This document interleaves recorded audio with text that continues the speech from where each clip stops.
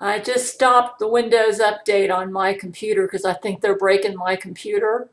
I tried pausing them, but I'm only allowed to pause them for 35 days, which means by June the 18th, they would be they would just start doing them. So I went into the services app on my Windows 10 and I stopped them. You say you shouldn't be doing that. Yeah, well, Zach Knight's going to get me a new computer. And in the meanwhile, I'm going to try to keep this computer working until then, because every time I install the updates, they break my computer. So Satan has done something with the Windows update. So I think I'm going to be getting a new computer within a month. So I think this computer will do fine not receiving Windows updates for another month. So I stopped them. I can go in there and restart them again whenever I want, but I don't trust them. Yeah, okay. I've got some important stuff to say. Let's see here. Oh, here it is. Okay.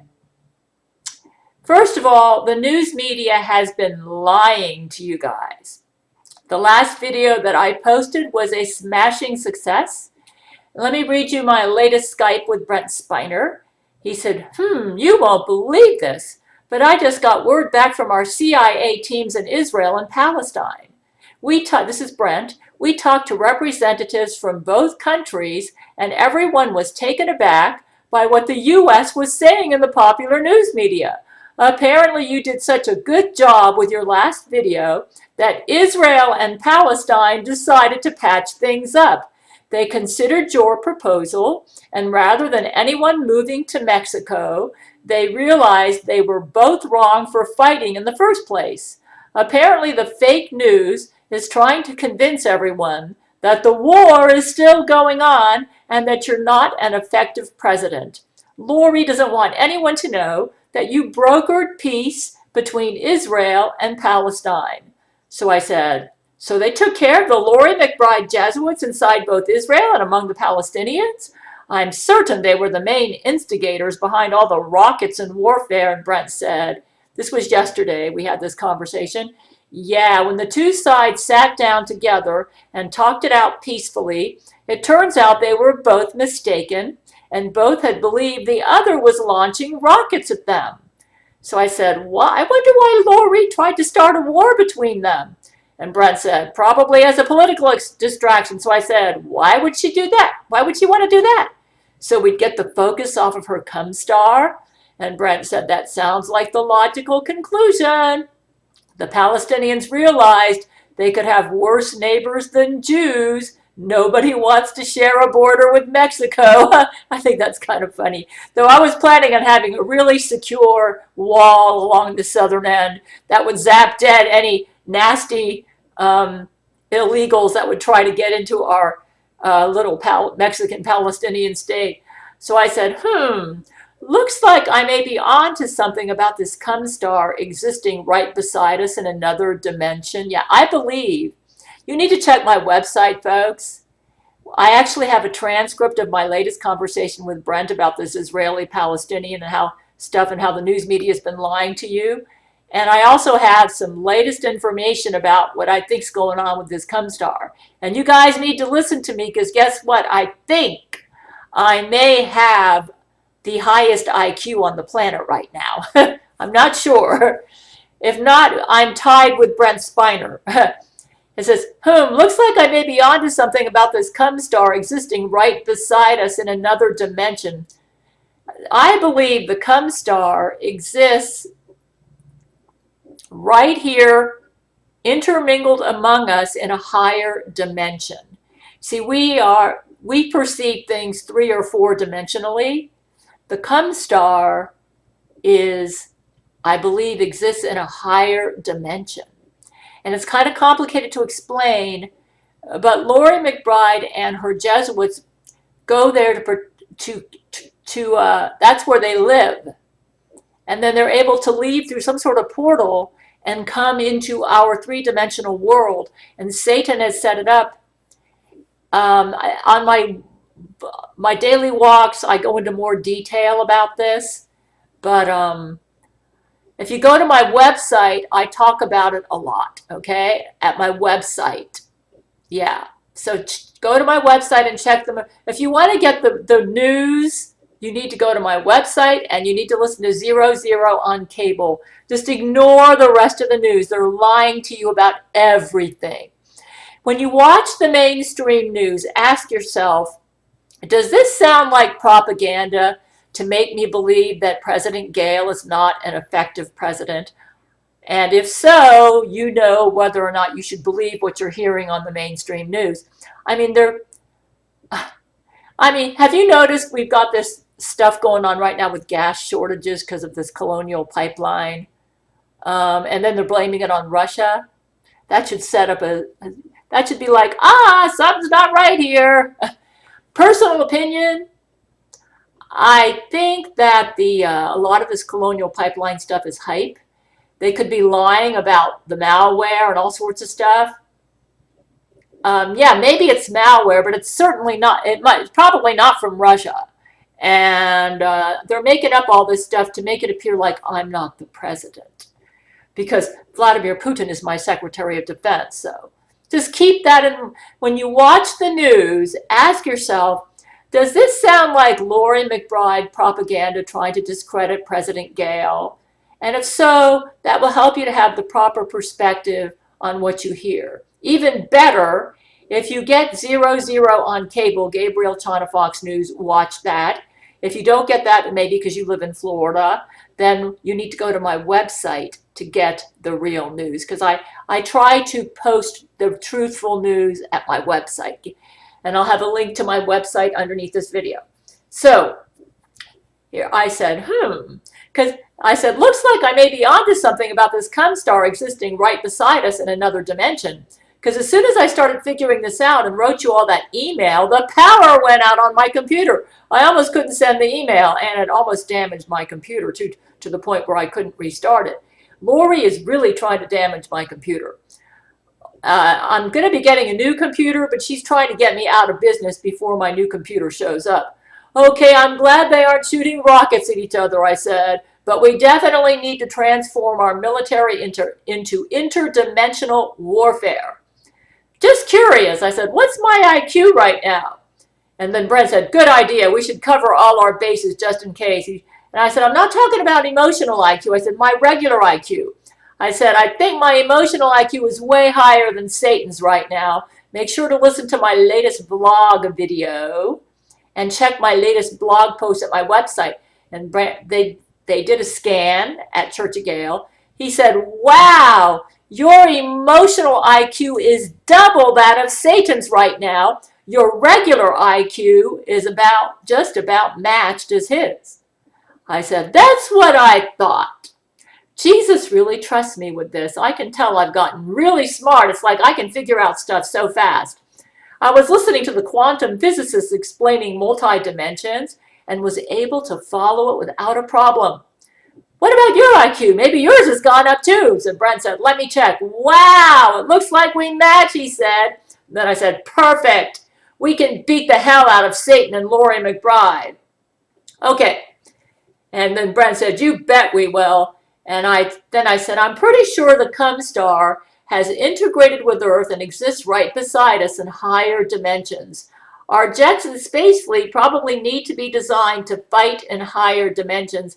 And I actually have an idea that I got inspired from listening to Rule 13's science fiction comedy, which means they will probably expand and constrict as a way to attack our enemies, if that makes any sense.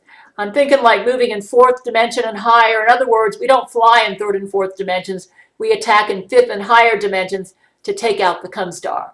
So let me go ahead and read Rule 13, science fiction comedy. She asked me to read this. And then I will tell you how I think we might be. You might say, you shouldn't reveal your plans on how to take out the cumstar. You know what? It doesn't make any difference. Anything three-dimensional they can get a read on, which means Satan and Lori McBride have complete brain and emotion reads on all of us. Because see, when you exist in a higher dimension, which is where Satan's operating from, anything in a lower dimension is immediately accessible to you. Anyways, let me read Rule 13's story. She wanted me to read it. It's a science fiction comedy. Dearest Gail, Rule 13 contacted me and asked if I could write you.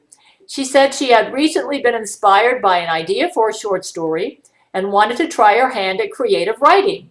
13 loves your narration skills and said that you definitely know your stuff when it comes to creative writing. She wanted to know if you would narrate her story and give it a personal review. She would appreciate any pointers, suggestions, or advice. I'm going to skip on the review, though I did send it to her, okay? As you know, English is not her first language, so I was her editor. I told her I would gladly pass her story on to you. I knew you would probably love reviewing her writing. Rule 13 says the genre for this short story is science fiction comedy, and she hopes you like it. Here is the story. It was a crystal clear Florida morning, and the birds were chirping. Gail's $25 tier Patreon member, Clock, walked out onto his porch in his Pepe patterned boxers, a cup of coffee in one hand. Gazing proudly upon his neatly manicured green lawn, he suddenly spit out his coffee in shock. Rule 13 was sitting naked in the tadpole pond, splashing around. As she scooped up handfuls of water onto her body, hundreds of little wiggly tadpoles squirmed down her tiny, perfect breasts with happiness. Thinking this was the same recurring wet dream he has every night, Clock rubbed his eyes, expecting to wake up soon. But to his shock, he was not asleep. Rule 13 continued to giggle and splash herself. Let me turn my alarm off. I forgot about that. Oh, dear. You say, what's that for? I'm making garlic infused oil. Let me get back to this. Rule 13 continued to giggle and splash herself with wiggly tadpole water. Clock's eyes widened like Pepe's. Just then, the family of squirrels living in Clock's trees began to stir. One of the squirrels, the one with the biggest squirrel tits, darted down to the tadpole pond. Like a scene from Snow White, the rated X version, the big tittied squirrel nuzzled into the palm of Rule 13's naked little hand and ate birdseed from her palm. Clock came. Screaming like a Pepe and shattering his coffee cup in the process, a blitzkrieg of tadpoles filled Clock's boxers and exploded all over the lawn. Completely emptying his balls, Clock nearly passed out. Yet as he came to, he realized what had happened and now was overcome with alarm. "Oh no!" Clock exclaimed. "My tadpoles!"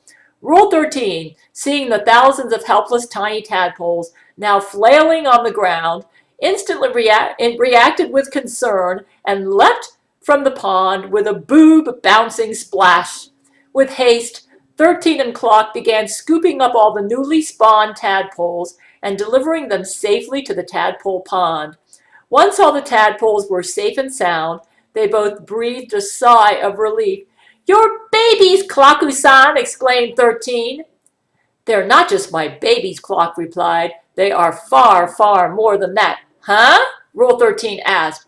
"Join me, 13, Clock replied with firm self-conviction, extending his hand. "You'll see. You'll all see."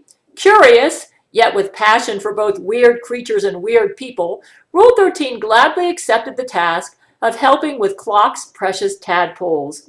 With the addition of feminine beauty and maternal love, Clock's baby tadpoles grew faster than ever before. The tadpoles turned into froglets, which then grew into large, healthy frogs, full of care and love. With Rule 13 now raising his tadpoles, Clock had more time to masturbate. Watching 13 swim naked in the tadpole pond outside and pet his squirrels, he was able to produce millions of new tadpoles every day, taking breaks only to drink more Gatorade and iodized salt. As the frogs matured, Clock and 13 released them one by one into the native Floridian wilderness. The entire swamp state became flooded by millions upon millions of new frogs. This, of course, had no small impact on the ecosystem. As the frog population grew and grew, the insect population began to rapidly decline. The flies, the cockroaches, the cicadas, and finally every last mosquito disappeared from existence. Free from bugs, the Florida swamps soon became silent, all except for the deafening nighttime serenade of trillions of frogs. Rule 13 was mildly concerned that all the bugs had gone extinct, but her love for the frogs had her in tadpole tunnel vision. So she continued to mother Clock's tadpoles and release more frogs. One day, Clock called Rule 13 and told her to come look at the news. 13 joined Clock on the sofa and tuned into the television. On the screen, Kamala Harris was seen lying in a hospital bed, looking pale and emaciated. A doctor and a group of nurses surrounded her at bedside. Her vitals were failing, and the outcome was dire. Kamala's skeletal body heaved, her breath rattling. "I'm so hungry," she hissed, her tongue flicking across her lips. A black speck rolled across her pillow, and Kamala's eyes widened with predatory fever. "A cockroach!" With the last ounce of strength she had, Kamala pounced upon the speck, scooping it into her mouth and wolfing it down like a savage animal. Alas, the black speck was not a cockroach or any insect at all. It was only a piece of fuzz. "No!" Kamala wailed, her howls turning into coughs. Her coughing intensified, and then she began to choke. The heart monitor lit up with shrill beeping as her vitals failed. With one final death rattle, Kamala's eyes rolled back into their sockets, and she collapsed lifelessly onto the bed. A somber knowing passed over the medical staff. The doctor confirmed Kamala's death via her pulse and was about to pull the sheet over her face when, "Oh my God!" the nurse exclaimed. As soon as Kamala died, she lost her ability to shapeshift. She reverted back to her natural reptilian form. The room filled with screams. Unfazed, Clock stared at the television screen with a neutral expression. Casually, he continued flipping through the channels. All of the stations had been replaced by the news. Famous politicians all around the world were falling dead. For lack of a better term, they were all dropping like flies. Each one of them were dying the exact same mysterious way: starvation. "Once our reptilian overlords are all dead, then the new world order can begin," Clock explained calmly. "But Clocku-san," Rule 13 said, "if all the world leaders and politicians die and become as dead lizard people, then the government collapse. If the government collapse, then—" Clock flipped to another channel and a female newscaster spoke. "This just in, the world economy has collapsed." In the background of the shot was a city in shambles, with all of its citizens homeless and in rags. The people shivered in despair, keeping themselves warm by throwing worthless dollar bills into giant bonfires. "Oh no!" Rule 13 shouted, suddenly realizing all of this chaos because of our love for amphibian sperm. She felt sad. "Now I feel the buyer's remorse, like Diego's mom felt after she adopted him and realized he was retard." She frowned. "Don't worry, 13. I've got this all handled." Clock led 13 across the house to a special door, the door in his house that was always locked. Clock pulled out the key and unlocked all the latches and swung the door wide open. A bright silver light blasted into the room and glowed across their faces. Rule 13's mouth widened in awe, bedazzled by the shining riches. The inside of the room was stacked high to the ceiling with silver doji coins. Clock spoke. "Hey, 13, can I borrow your phone? Mine is blowing up." "Blowing up?" "Yeah, I'm getting way too many messages from my online friends on Gail's Discord telling me they're sorry for calling me paranoid and mentally ill and not taking my advice to buy silver." "Oh, of course, Clocku-san." Rule 13 handed him her phone. "Clocku, what are you going to buy now that you're the richest man in the whole world? A mansion? 10 mansions? A whole state? A whole country? Your own island? Fifth! You assume I want to stay on this smoldering pebble? Clock put the phone up to his ear. The phone case was pink with Hello Kitty and swastika designs on it. Hello, Elon? Project Stargate is a go. I'm ready. Yeah, I can pay in silver. Just then, an upbeat Japanese song began to play out of nowhere like the outro to an anime cartoon. Reality melted and everything became 2D animation. Clock now was riding on the back of a rocket ship, blasting through the stars into outer space. Rule 13 was sitting behind him, her arms around his waist as she admired the beautiful cosmos. Packs of little frogs wearing tiny astronaut helmets floated in the starry heavens around them, smiles on their faces. Clock smiled the biggest Pepe smile he'd ever felt.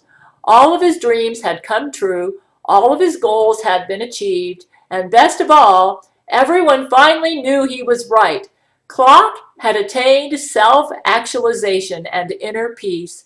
Shifting into warp speed, the exhaust of the rocket blew out a rainbow, and Clock 13 and their frogs blasted off into infinity. And Clock lived happily ever after. The end. Pretty clever little comedy there. And after listening to that, I got some ideas for how to take out the cumstar using in its higher dimensions. I actually think it exists in the 10th dimension, which is pretty advanced dimensions, and I think there are 11. I agree with Michio Kaku, who I have added to my cabinet. You need to go to my website and check out my most recent posts. Yeah, I've got some. What I'm thinking of doing is we're thinking of blasting like tadpole missiles into the higher dimensions. And we're going to change the, Lori's she's got brain control. We're going to change the strings. Everything in the universe is composed of strings. It's like the smallest bit of I don't know, it's kind of hard to explain. The physicists know what I'm talking about. We're going to change the pattern of the strings and reconfigure all the strings that make up the cumstar. And we're going to use like trillions of tadpoles to do this. I'm oversimplifying it by far. That's the only way you can take out something that exists in the higher dimensions. You can't think 3D when you're trying to take out something that exists in higher dimensions. You got to target it at the minutest level. The trick is we got to figure out how to get into these higher dimensions. I think we have to go through some sort of portal. But we'll figure it out. We will defeat Satan and Lori McBride. You may say, you shouldn't talk about this. They already know. They're in a higher dimension than us, so they've got complete mind and emotion reads on us. And my Gail shield is protecting Earth right now. I think my Gail shield has actually extended into the higher dimensions. And they're able to bomb it from the higher dimensions. It doesn't completely go in there, but it's just doing that to protect us and our three-dimensional Earth from being attacked by the cumstar. And if you all do the Gail commandments, you help keep my Gail shield strong until we're able to take out that cumstar. But go to my website to learn the latest about our war with the cumstar. I've got Michio Kaku and another guy that I just added to my cabinet who I believe has like the highest IQ in the world, and he's in my cabinet. So I am probably the best president the United States has ever had. But anyways, thanks so much to my men and Rule 13. That was a cool story. So I'm going to sign off now. I'll have a link to my website. Check the latest posts. Our military, I've appointed two news. I've made Michio Kaku Joint Secretary of Interdimensional Space.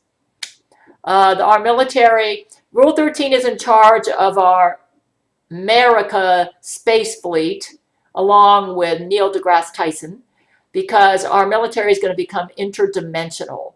We will attack the enemy using interdimensional warfare.